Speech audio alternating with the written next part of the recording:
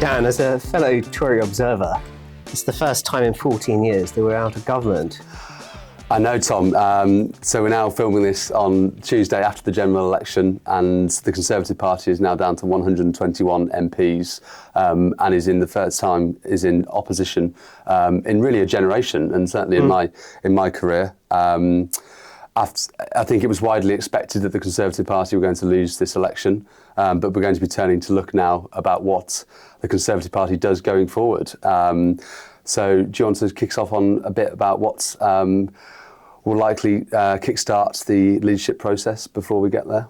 Well, before we sort of talk about the 1922 and potential leadership contenders, we had Professor John Curtis in his office a week or so ago. He actually pointed to two events in the polls. It was Partygate under Boris Johnson, and then it was the Liz Truss budget that started the poll direction to just decline and decline. So in terms of the overall result, I don't think we were anticipating a Conservative supermajority here. So I don't think much has changed here, that we were anticipating the Conservative Party to lose the general election and for the Labour Party under Sir Keir Starmer to win the general election. And let's just look at the figures. So 121 MPs left. 175 Conservative MPs have gone, and it's not just the MPs, it's their researchers and their office and everyone else associated with it. So let's not forget about the impact on their lives as well. We've got 25 new MPs. We've got the likes of Nick Timothy, who was co-chief of staff under Theresa May when she was Prime Minister. We've got Katie Lamb as well. And we've got 23 other up-and-coming stars within the Conservative Party. So when we're talking about the likes of the Kemmies and the Tom Tugendhats, let's not forget that we do have new blood within the Conservative Party. And as William Hague was saying over the weekend, it is a cumulative and collective failure on behalf of the Conservative Party. So I don't think we can allocate blame to individuals. It is 14 years of cumulative government, and you and I both agree that we just didn't really deliver as a Conservative Party. And yes, we got Brexit done, but we didn't really move on from there. So today we understand that the 1922 committee will be rising from the ashes of Sir Graham Brady, now Lord Graham Brady. We understand that hustings and potential ballot will be taking place this afternoon in Parliament. Two people have thrown their hats into the ring.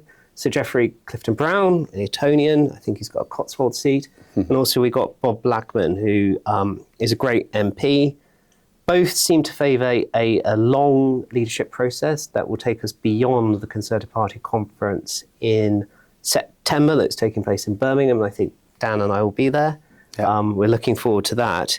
And in the meantime, there's speculation this morning that James Cleverly will potentially be taking over as an interim caretaker leader as the leadership process across the summer, maybe the autumn, takes place. But lots and lots to unpack. But what do you think, Dan? Yeah, so there's lots to unpack. In terms of what we do know that's happened since Thursday, is we do now have a shadow cabinet that has been appointed. Rishi Sunak has appointed the shadow cabinet, and there's lots of familiar faces from those that were left and have retained their seats in the shadow cabinet. Obviously, the high-profile person that has stood down is ex-Prime Minister and Foreign Secretary David Cameron, Lord David Cameron, who has said that Rich Holden and Richard Holden too, former chair of the Conservative Party.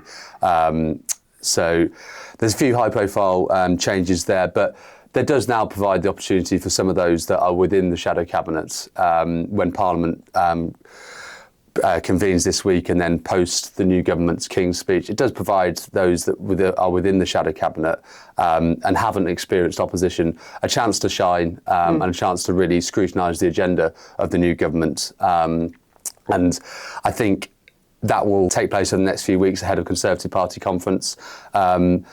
But I think in terms of those who are expecting to run for the leadership, it is at the moment a few familiar faces that have been within government, such as Kemi Badenoch and Tom Tugendhat. Others that might also run include former Home Secretary Suella Braverman and Victoria Prentice. But I think what we're now looking out for is whether that process extends past Conservative Party conference, or the Conservative Party does what it has done on previous leadership elections and expedites the process. We've seen a lot of activity over the weekend from the likes of Robert Jenrick writing in various more Tory-leaning newspapers. We've had Suella sort of even at her count make overtures to the party that she's disappointed with the performance of the party to date. And I think as we film this, she's speaking at the PopCons conference along with the Tony Blair Institute also having their conference as well. So let's not forget that a lot can happen over the next day, over the next week or so.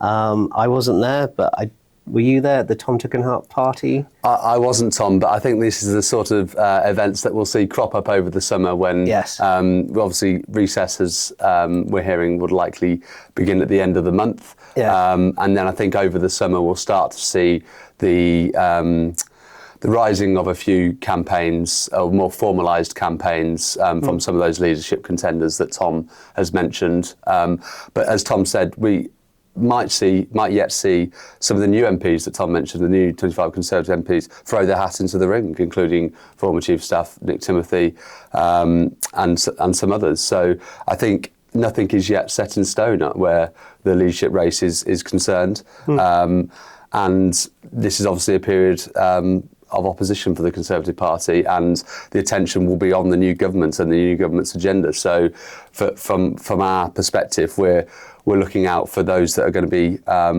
taking a bit of a deep breath and trying to set out a clear vision for Conservatism in opposition.